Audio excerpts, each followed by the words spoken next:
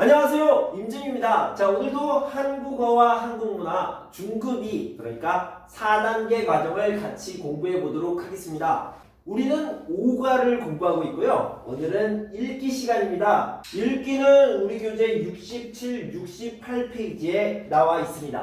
먼저 이런 어휘들을 좀 살펴보도록 할게요.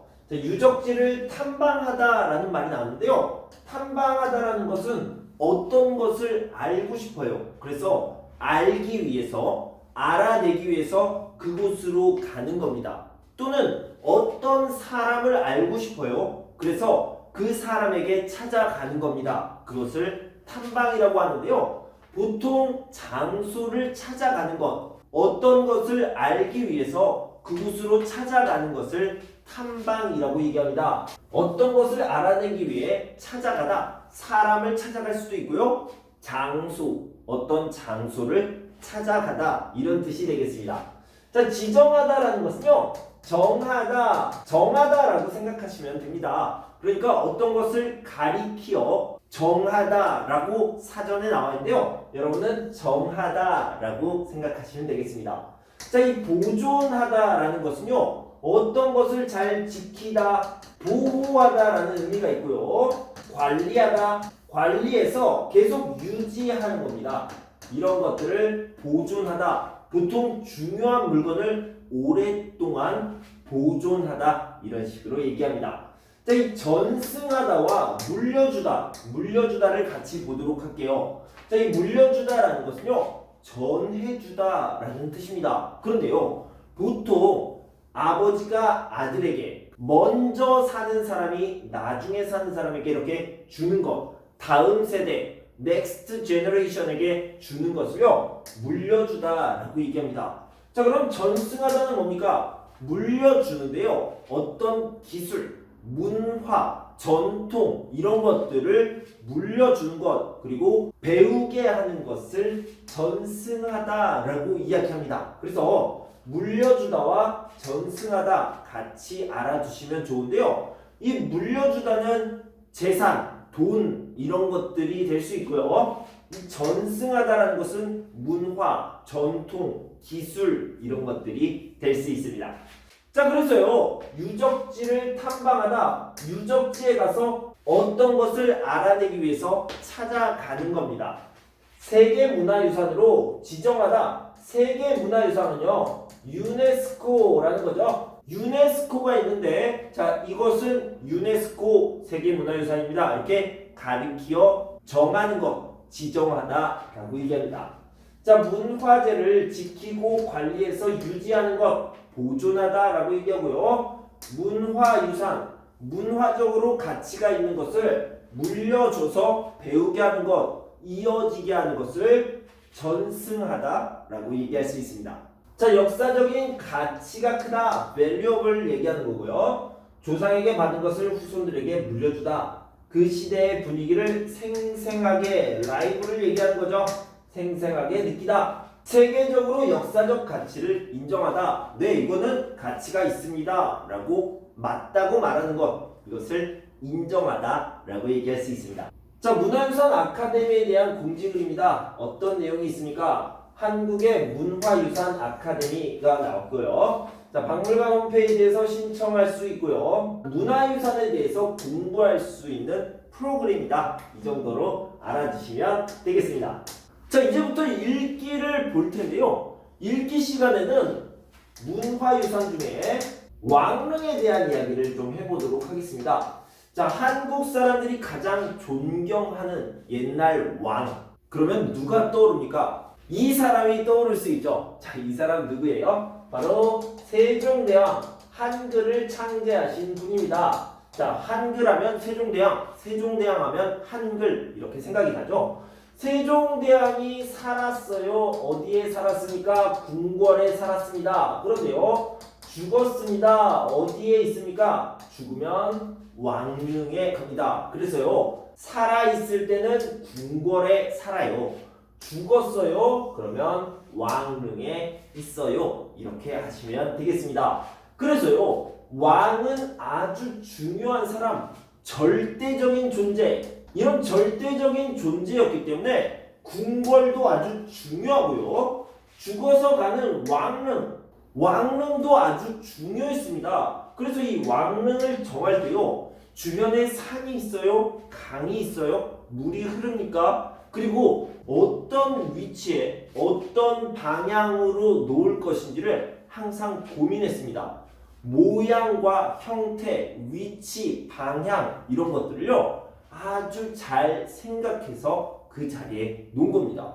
그뿐만 아니라요. 여기에다가 어떤 조형물, 어떤 조각상을 세울지, 여기에다가 어떤 나무를 심을지 이런 것도 열심히 고민했습니다. 하나하나가 다 의미가 있다 이렇게 생각했기 때문이죠. 자, 그래서요. 여러분들이 만약에 왕릉에 갔는데 아무것도 몰라요. 아는 것이 없습니다. 그러면요. 가서 와 크다 이렇게 생각하고 끝날 수가 있어요. 그런데요. 만약에 여러분들이 많이 공부했어요. 많이 들었어요. 많이 알아요. 그러면요. 왕릉에 갔을 때 이것은 이런 의미구나. 저것은 저런 의미구나. 이렇게 많은 것들을 볼 수 있습니다. 자, 그런 것을요. 아는 만큼 보인다. 이렇게 얘기합니다. 자, 여러분들이 조금 알아요? 조금 볼 수 있습니다. 그런데 여러분들이 많이 알아요? 그러면 많은 것들을 볼 수 있습니다. 그런 것들을 아는 만큼 보인다. 이렇게 표현할 수 있겠습니다. 자, 이제 읽기 부분을 같이 한번 살펴봅시다. 자, 기행문이라고 나와 있는데요. 내가 어떤 곳을 가서 보고 듣고 느낀 것을 글로 쓴 것, 이것을 기행문이라고 하고요. 제목은 아는 만큼 보인다가 되겠습니다. 요즘 박물관에서 진행하는 한국의 문화유산 아카데미에 다닌다.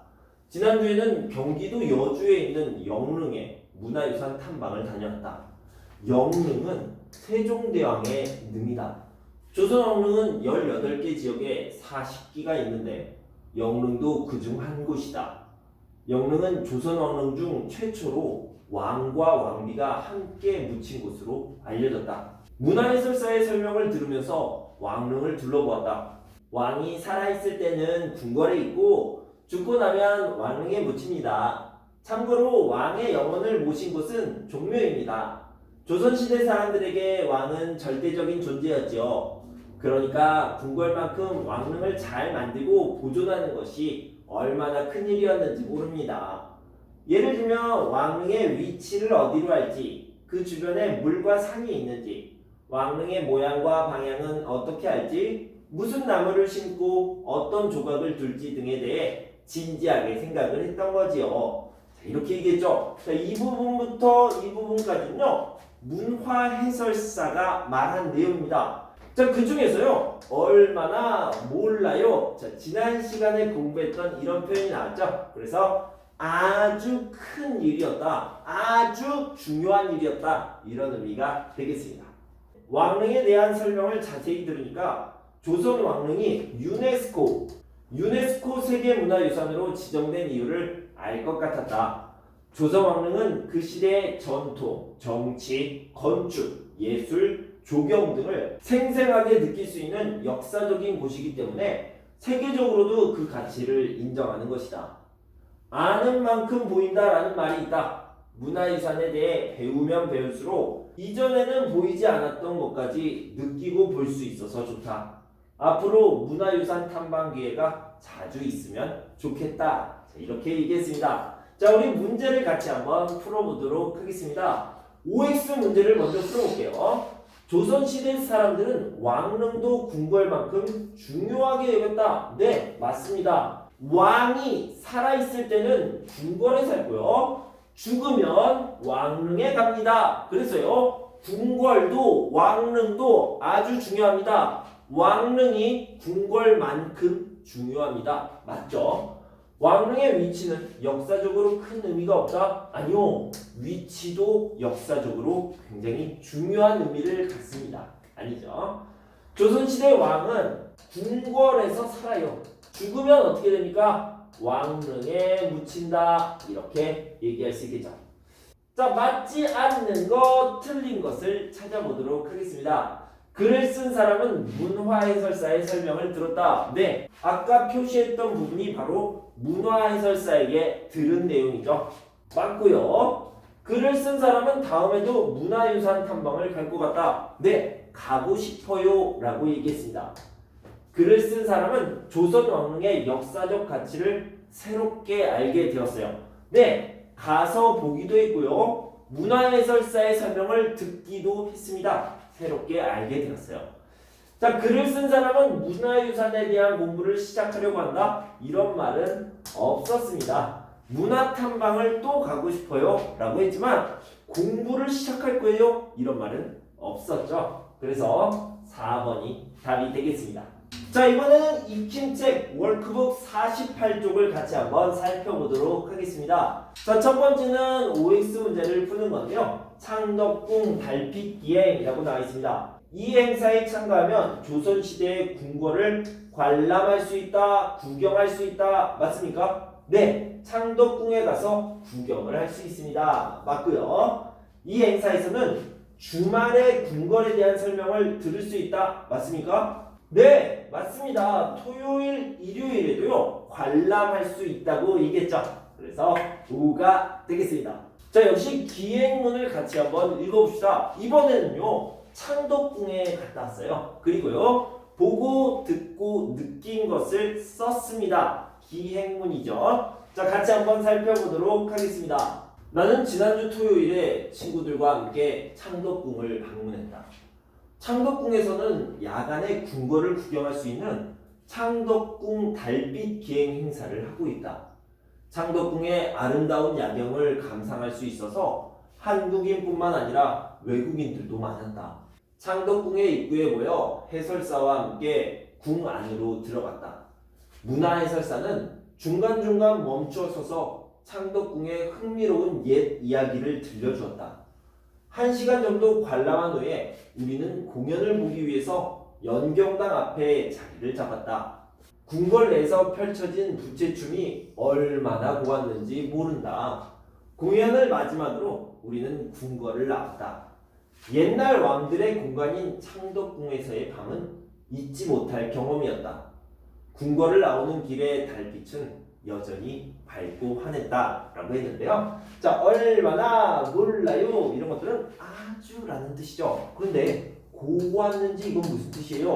곱다라는 말인데요. 이것은요 아름답다, 예쁘다 이렇게 생각하면 되겠습니다. 그래서요 얼마나 고왔는지 모른다 라는 것은요 아주 예뻤어요, 정말 아름다웠어요, 이런 의미가 되겠습니다.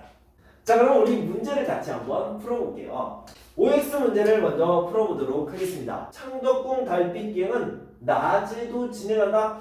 달빛기행인데요. 달빛이라는 것은 낮에는 없어요. 밤에 있어요. 그래서 아니죠. 한국인뿐만 아니라 외국인도 참여할 수 있다. 여기 있습니다. 한국인뿐만 아니라 외국인들도 많았다고 얘기했죠.